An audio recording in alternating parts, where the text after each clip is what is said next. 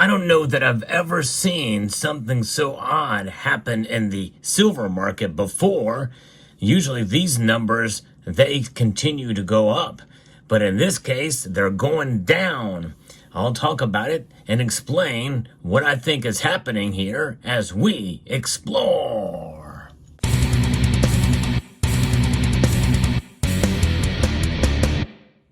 Several of the members of the community have pointed out to me a strange anomaly, at least it seems to be that way, in the silver market. Now, it could be how it's being reported, and it could be just that, something that's very temporary, an anomaly that could shift back into the upwards position again. But I don't know that I've ever seen anything like this happen before. And I'm talking about the paper silver to physical silver ratio. The paper to silver ratio has actually gone up to over 411 recently. I've talked about that in other videos, but it has since scaled back fairly dramatically to now 380.71 to 1 as of the recording of this video. This is a strange thing for sure, and I don't think I've ever seen this happen. But when I first think about it, I think, well, perhaps maybe the exchanges are stockpiling more silver to back up those paper contracts, maybe. That seems to be a logical explanation, where the ebb and flow of the contract size bars being used to essentially back up or to store for those transactions are indeed starting to populate, and that's why you see these numbers move in this direction. The bigger population of silver ounces in these vaults to back up things like the SLV and others that are supposedly supposed to be backed up by this silver, well, they're increasing now, and that means that there's less derivatives happening. And that would make a logical sense, an explanation. But when you understand what's behind this, according to the debt clock, it is the number of paper silver ounces that are traded on the major world silver exchanges, divided by the actual world production of silver. Usually that relates to exchange traded products, but I guess it could be futures contracts as well too. Everything all together in the paper markets. But when you think about it, a lot of that silver is not going to be cashed out. In other words, people are not going to ask for delivery. It is possible, but it's very difficult to do, to take delivery of those contracts. And there's a lot of penalties involved in it and the like. So in a sense, it's really about the efficiency of trading in the precious metal markets without actually holding any precious metals, like silver in this case.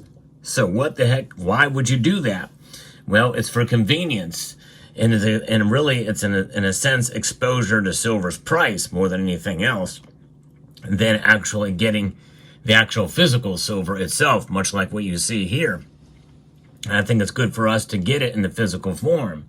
And when we do that, it's good to shop around for the best price. And as you do that, I hope you will consider Summit Metals in your transactions as well. They have very competitive pricing for silver products out there, summitmetals.com. So what about this? What's going on here?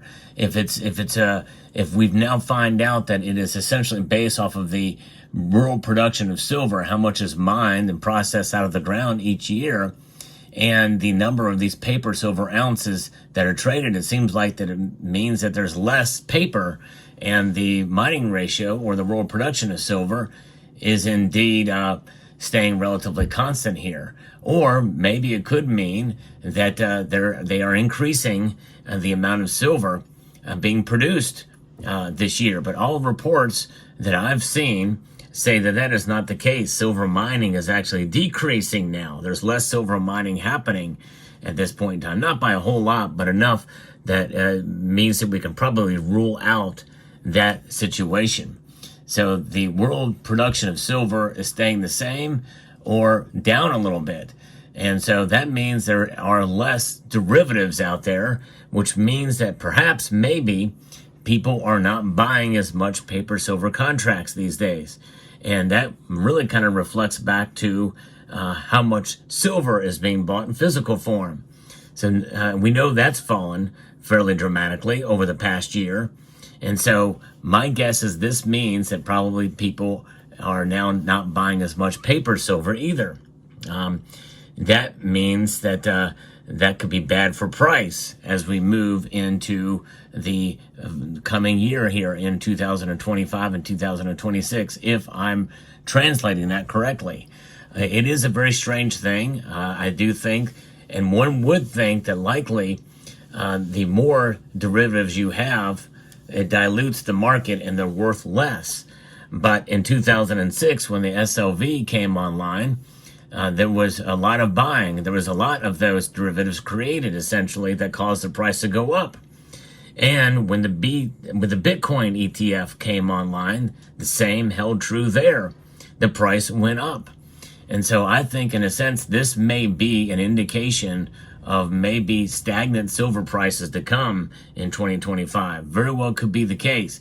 Now, stagnant just means that maybe not as much fluctuation in price. However, I don't think that we're going to see the price scale back a whole lot. We'll have to see what kind of volume of trading we see that happens over the course of a long period of time to see how much weight this holds. But nonetheless, the other possibility could be it's an error over at the U.S. debt clock. Don't rule that out either, as you know. We've seen a lot of that happen from time to time, where the number's going to glitch out, or there's a new reporting period and new numbers have come in, and maybe an error, they put that in there because this is one of those things that relatively is static. It doesn't fluctuate like other numbers that they have on there, like the debt, state debt, gross domestic product, and charitable donations, excise taxes, and dollar supply added. Now, those numbers are constantly moving, and so this is something that is not moving, and so it must be adjusted, and so it could be a mistake as well. Part of me thinks it should be a mistake because it seems a little bit unusual for it to drop down that much to 380.71 to 1. That does seem a little bit strange, but I don't know. So we'll see how it plays out. But nonetheless, one thing is for sure, that is happening right now is there are more dollars being added to the money supply right now. I'm looking at that number right now, and it's ticking up fairly dramatically. We are essentially back in quantitative easing again here, folks, on some level, in some form. And it's upsetting the balance of everything. And that means inflation is going to be sticky for a while until there's an abrupt change. And we'll see what happens with the next administration. We're literally days away from the next administration being sworn in. Will they be able to change course? My guess is probably to some extent. I don't think they're going to be, I don't know. There's a lot of wishful thinking, myself included, especially with Doge and what they could do there to literally rein in government spending and government itself, which is sorely and long overdue for an overhaul in the government spending.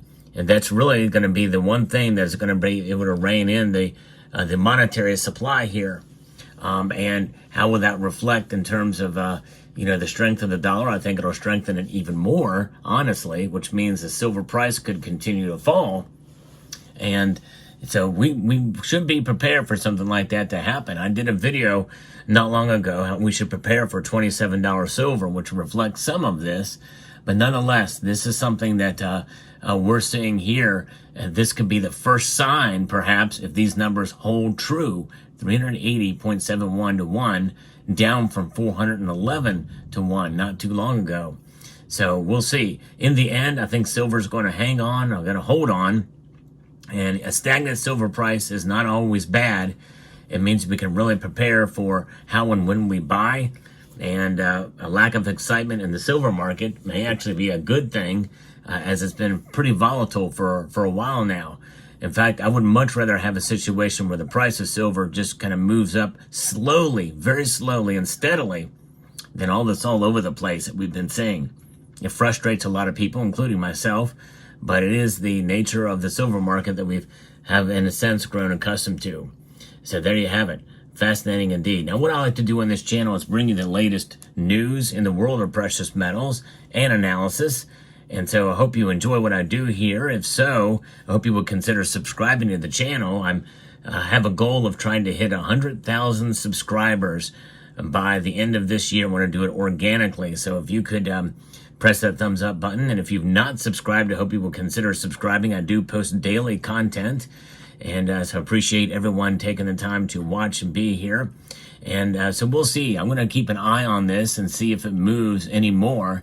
The debt clock has a lot of amazing and interesting information on it, and I like to follow it. I have a series on the channel called The Debt Clock and Silver, which gives some insights as to what's happening, numbers that are more important than actual price of silver. Yes, indeed, and that is something that I think the more people understand that, will understand the value of silver as opposed to just the price proposition behind it.